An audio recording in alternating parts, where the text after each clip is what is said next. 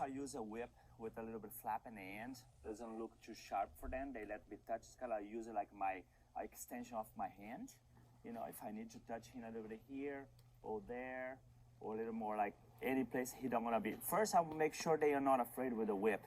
I kind of rub the whip a little bit all over the place, like all over the body. Make sure not to scare the whip. And then I start to preparing then a little bit for moving away from the pressure. I holding the reins a little bit here close to the bed. Another one here close to the shoulder. And I say walk.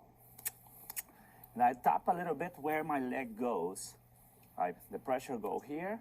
He release the pressure. And then I release too. And then I do a little bit turning the forehand. With my hands close to the bed, I tap a little bit more on the hind legs, and for he understand how to move away from the pressure. And then here I can start to play a little bit here, some leg use.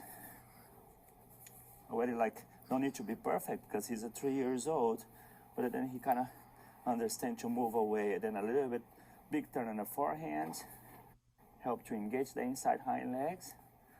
And I say, woo, woo. And then he stop, I pat him, good boy. And then I'll do the same thing to the another side. I hold the reins close to the bed, and then another one close to the writher, and then I do the same thing. Move away from the pressure. I put the pressure a little bit where my legs go a little bit in the rib cage. Walk. A big turn in the forehand first. Don't need to be perfect, but it's more about moving away from the pressure. And then here a little bit like a baby leg you. This way, this way, this way, this way. Ooh, ooh. And then I use my outside rein. Ooh. And this is a little bit sometimes, ooh. The sooner he stop, I don't have to be strong. What he have to know is like, whoop, the sooner he stop, the pressure come off. Good, I will pat him. And then the next step, I go to the fence. And then I start to introduce the same basic things I start to introduce a little bit first in the long line. I always lose the wall first. That will give you a little bit more control. So here I always stand a little bit in front of the horse. Help me a little bit to have a little break. Good boy. So I hold the reins the same way here, and then I want to have to control the forward, the stop, the forward, and the stop. And I say, walk. He walk.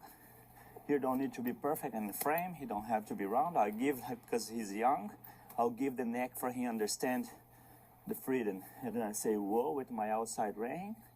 He stop. I pat him, good boy. Super. And then walk. Walk. And he doesn't go. I tap with the whip a little bit. The whip is just a reminding. All I want here, I want him to listen with my voice. And ooh. One step forward, good boy. He stop, good. And then I even do a little bit rein back too. Back. I shake, vibrate my hands. Every step. Back. Back. Back. Good. Super. Good. And then I'll do the same thing to the right.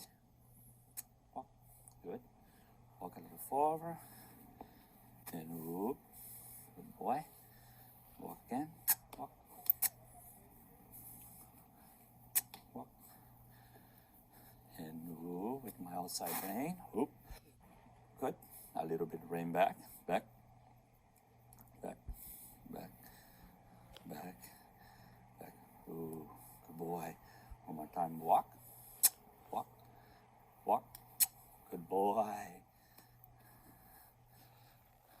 Ooh. Let him stand still and then ooh. Boy.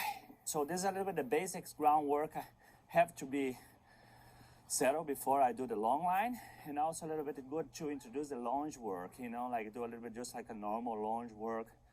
The horse know how to do a little bit walk, trot, and canter transition.